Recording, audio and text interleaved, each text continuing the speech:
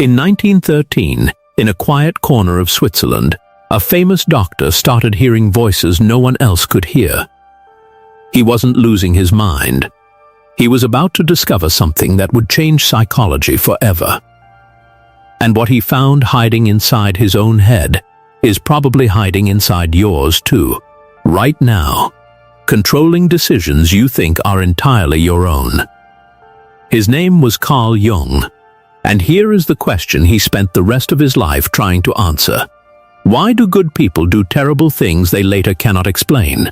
Why does a gentle mother suddenly scream at her child in a way that frightens her more than it frightens the child? Why does a calm, disciplined man destroy his own marriage in one reckless night he will regret forever? Jung's answer was simple, and it was terrifying. It is because none of us are fully in control of ourselves, not even close. Somewhere inside every human mind there is a second self, a hidden self. One you have never officially met, but one that has been shaping your choices since childhood. Jung called it the shadow.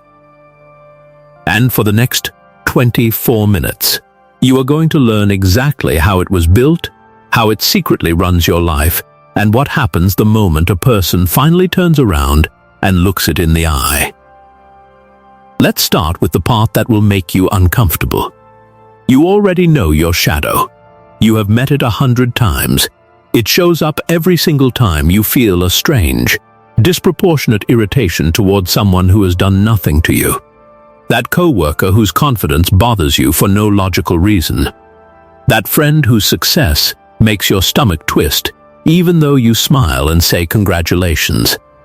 That stranger online whose opinion makes you furious in a way that feels bigger than the moment deserves. None of that is really about them. Stay with that thought, because in a few minutes, it is going to change how you see every relationship in your life. To understand why this happens, you have to go back to the beginning, back before you had any say in who you became. Jung believed every baby is born completely whole.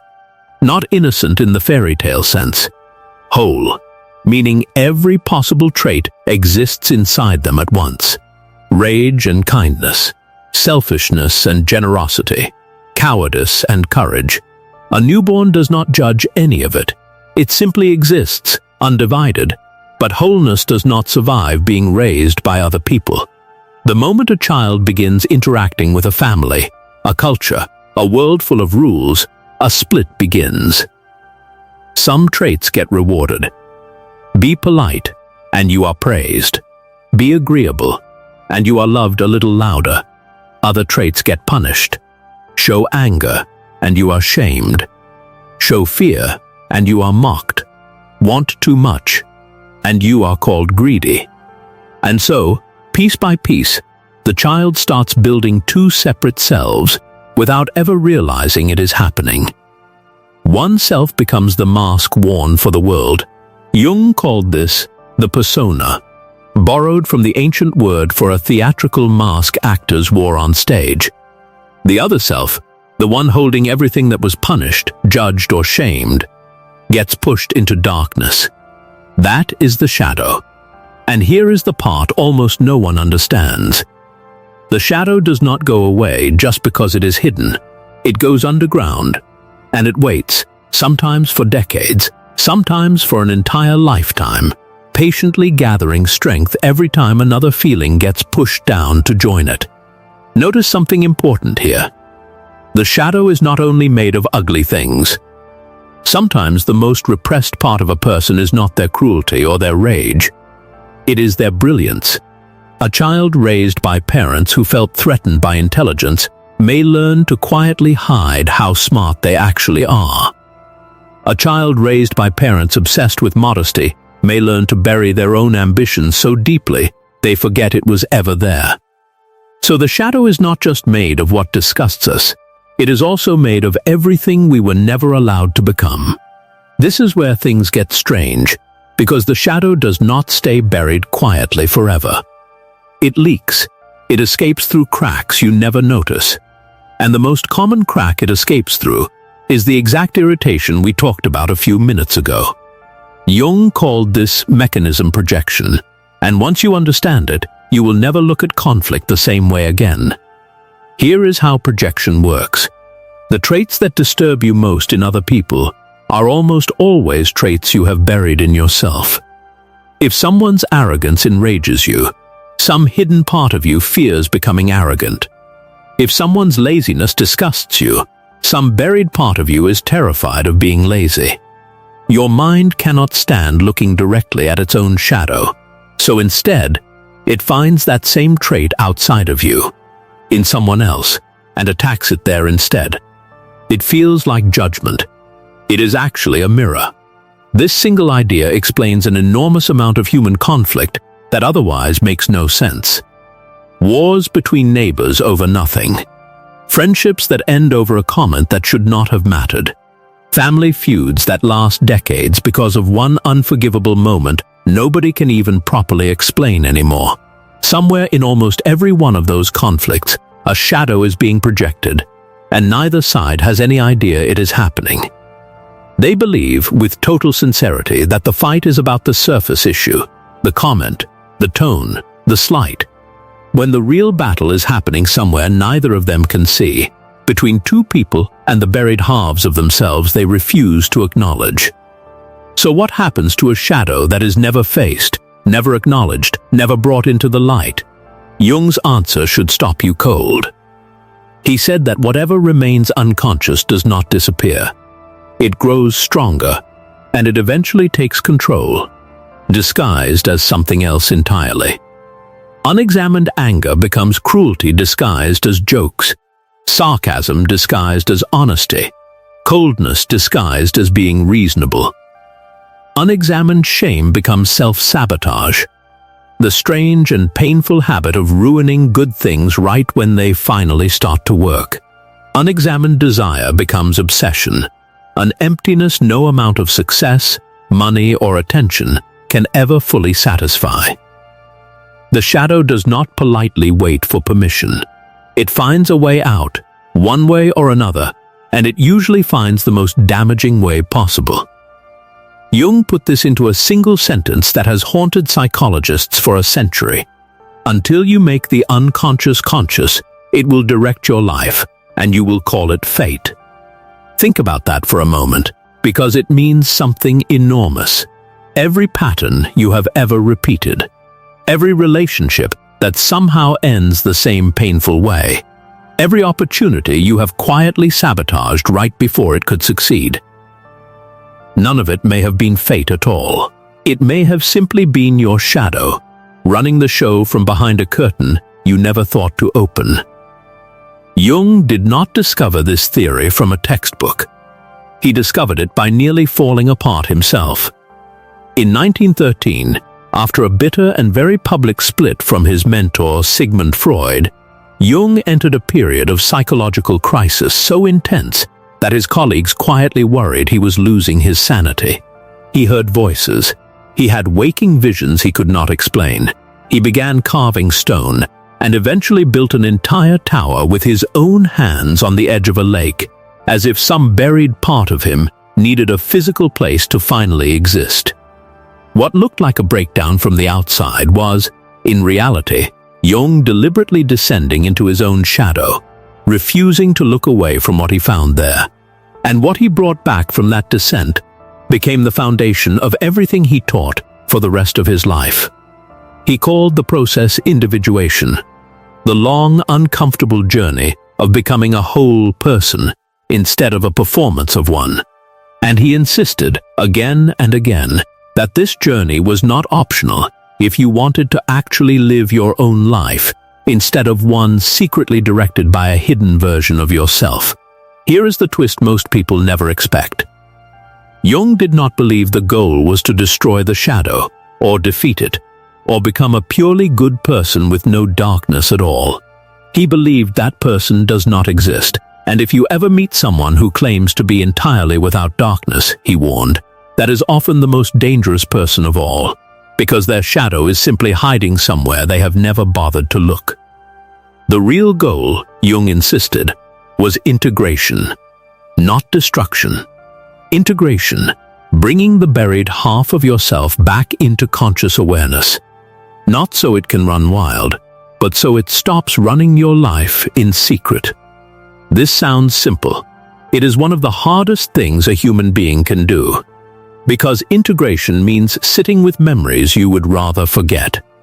It means admitting the small flicker of satisfaction you felt when a rival failed, instead of pretending you never noticed it. It means facing the fact that you are capable of cruelty you have spent your whole life insisting belongs to other people, not you. This is uncomfortable work, and Jung knew it. He once said, people would rather be certain they are right than risk being whole. Because wholeness demands a kind of honesty most people spend their entire lives avoiding. But something remarkable happens to the people who do this work anyway.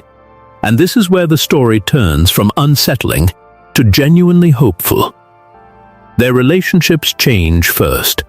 They stop projecting their buried anger, fear, and shame onto the people closest to them. And suddenly arguments that used to erupt from nowhere finally start making sense. Because they can finally see where the reaction was really coming from all along. Their creativity often expands too. So much psychological energy gets spent guarding a shadow that once it is finally faced, all that trapped energy becomes available again. Fueling work, art, ambition, and a kind of clarity that had been buried under years of self-suppression. People who once described their lives as blocked, stuck, or strangely numb often describe this shift as waking up from a fog they never even realized they were living inside. And here is the paradox that Jung found most fascinating of all. The people who become the most compassionate are rarely the ones who never had darkness.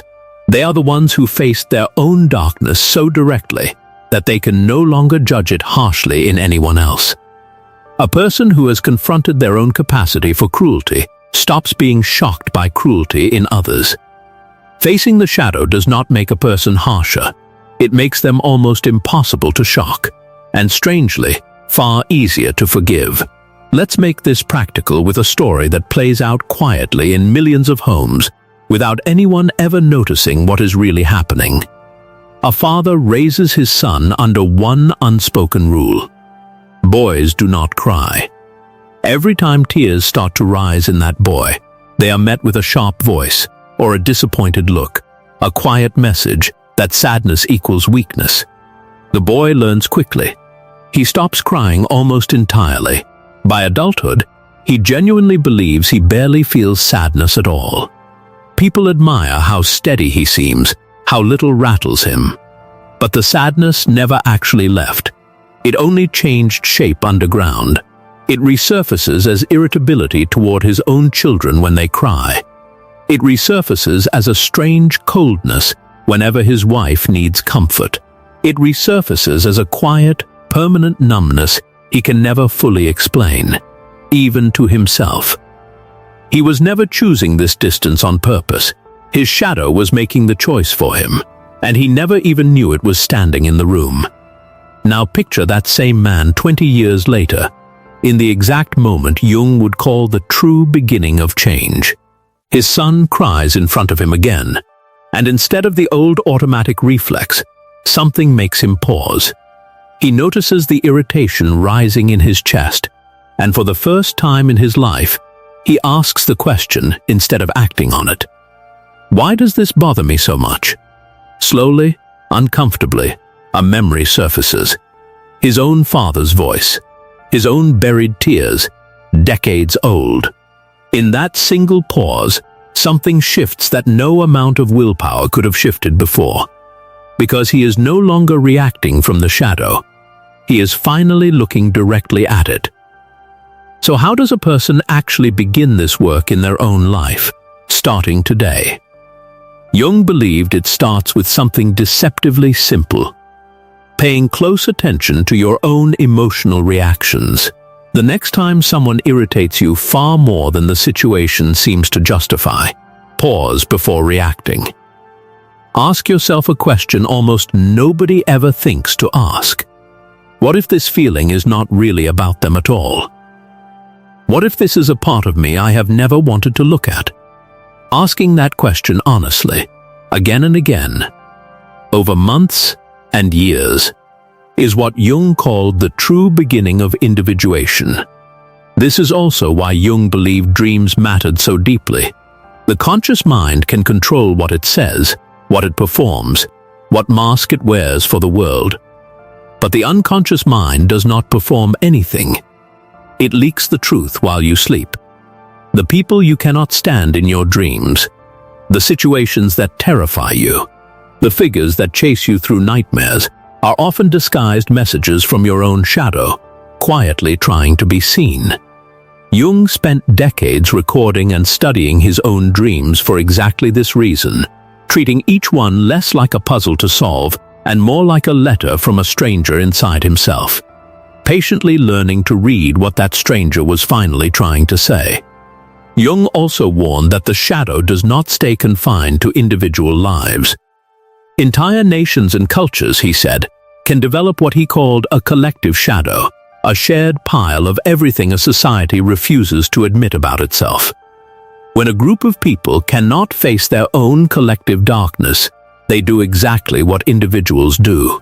They find someone else to carry it for them, a scapegoat, an enemy, an outsider, who conveniently absorbs the blame the group refuses to accept.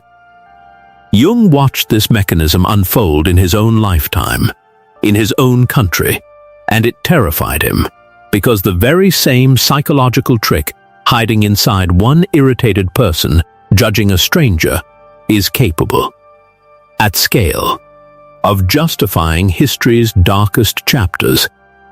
It is the same shadow, wearing a much larger mask, and it only grows powerful enough to do real damage when enough people refuse to look inward at exactly the same time.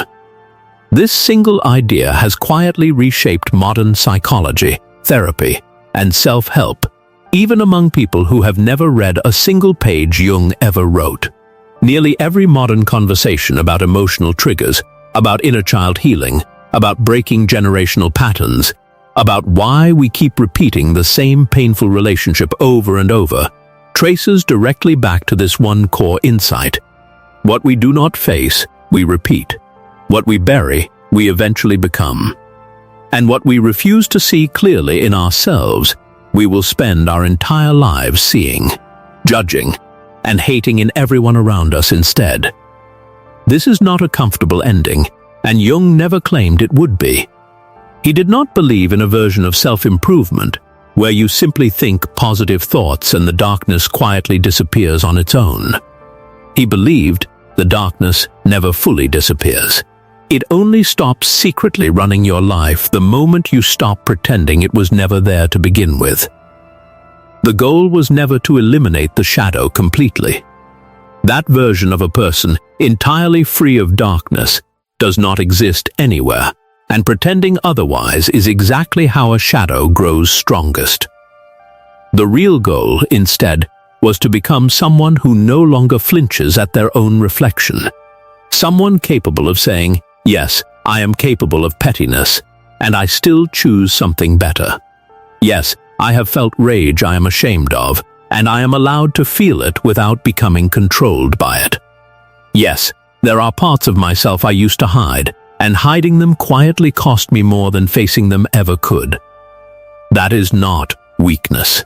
Jung believed this was the closest thing to real strength a human being could ever achieve, not the total absence of darkness, but the simple courage to finally stand beside it without looking away. So here is the deeper question worth carrying with you long after this video ends. If the traits that irritate you most in other people are so often reflections of what you have buried inside yourself, what is your own shadow trying to show you right now, today? Whose flaws have you been judging the hardest lately? And what might it mean if the real reason has never actually been about them? What would genuinely change in your relationships, your peace of mind, your entire sense of self, if you finally stopped hiding from that part of you? Jung once said something worth remembering long after this video ends. We are not simply what happened to us.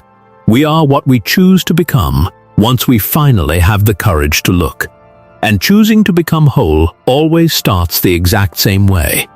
with one uncomfortable decision to stop looking away, made quietly, privately, and repeated every single day until it finally becomes who you are.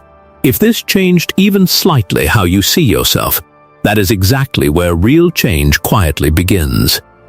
Share it with someone who needs to hear it today, and stay close, because the next story goes even deeper into the mind Carl Jung spent his entire life trying to understand.